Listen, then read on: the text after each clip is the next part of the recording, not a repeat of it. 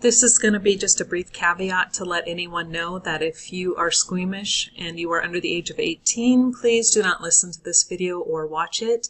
There will be actual crime scene photos and pictures of an actual human brain.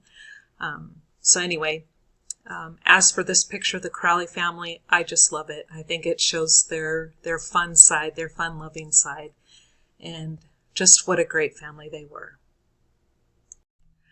Hi YouTube, it's Catherine Michelle. We're gonna just do a video today to help others understand. I've received several emails asking for more clarification on the blunt force trauma.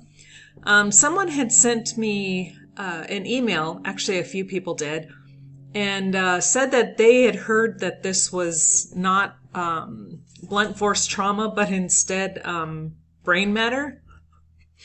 And that this was the inside of the skull.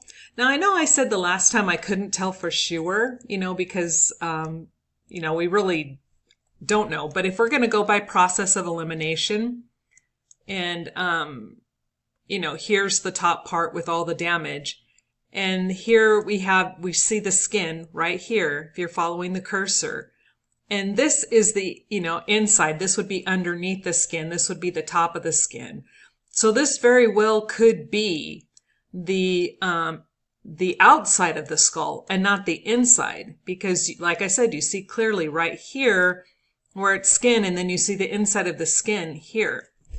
And then since we're in this area right here, look at this. This is what I am talking about. This right here is been cut off.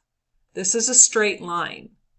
This has not been done. And when I say not ripped, pulled, torn by a dog, this is cut. And you see these straight lines over here. Now let's get on with the rest of the video and let's show you the patterns.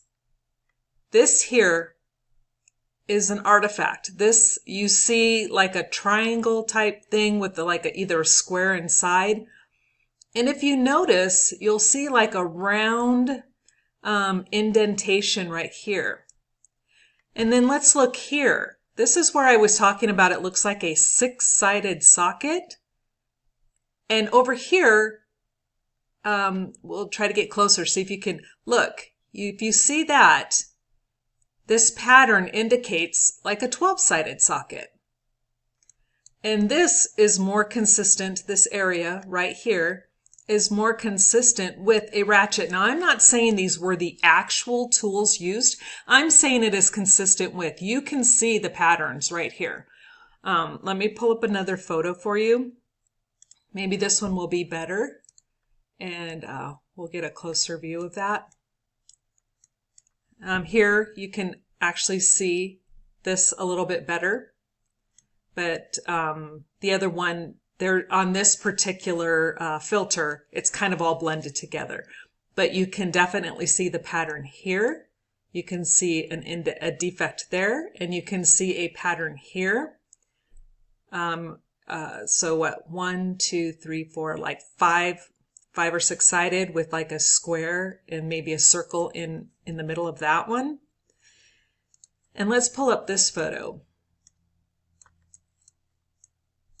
This is the same photo, but with a different filter. And again, you can pull out the details a little bit better on this. And look at this one. This could be multiple hits. Is this the actual pattern with multiple hits? Or was it something circular? I don't know. All I know is this is a defect. Now, is this one of the natural holes in the skull, or is it also a defect? Don't know. But this entire area right here is the six-sided again. All of these areas, and here, right here, you can see the pattern again. 1, 2, 3, 4, 5, but you see right here, like a square with a diamond shape in the middle. These are patterns. This is not normal artifact you would find on a skull any way, shape, or form. These are impressions from some type of blunt force trauma. And there are multiple impacts. And if you look here, you see kind of where the skull starts to indent. And let's pull up this one. And here we're going back here, where you can actually see, look, you follow that pattern. And in here, when they told me that they were told it was brain matter, here's a brain.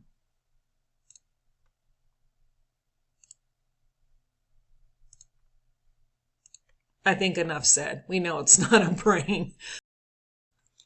Okay, so we're going to go ahead and continue here. And on this one, we're going to show you what the top of a skull looks like. As you can see, it is very smooth. Let's see if we can get another. Now let's look at that. Smooth. You do not see any indentations like we see over here. Oops, wrong one. Let's do this one. So as you can tell, these are impression marks from a blunt force trauma. Now, they were also stating, as we were talking about earlier, about how this was supposed to be brain matter. This is David's autopsy report. And when we go down and we will read directly from the autopsy report, it states, absence of the brain apart from scant liquefied material. There was no brain, so they couldn't find one. And again, let's go here. Here we go, a brain. Skull. Brain, skull. Skull, I mean.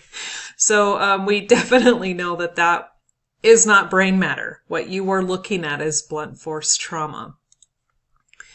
And let's look at the depressed skull fracture. Here you can see where there's like round indentations. And when we look here, you can see where it's like a little bit around here.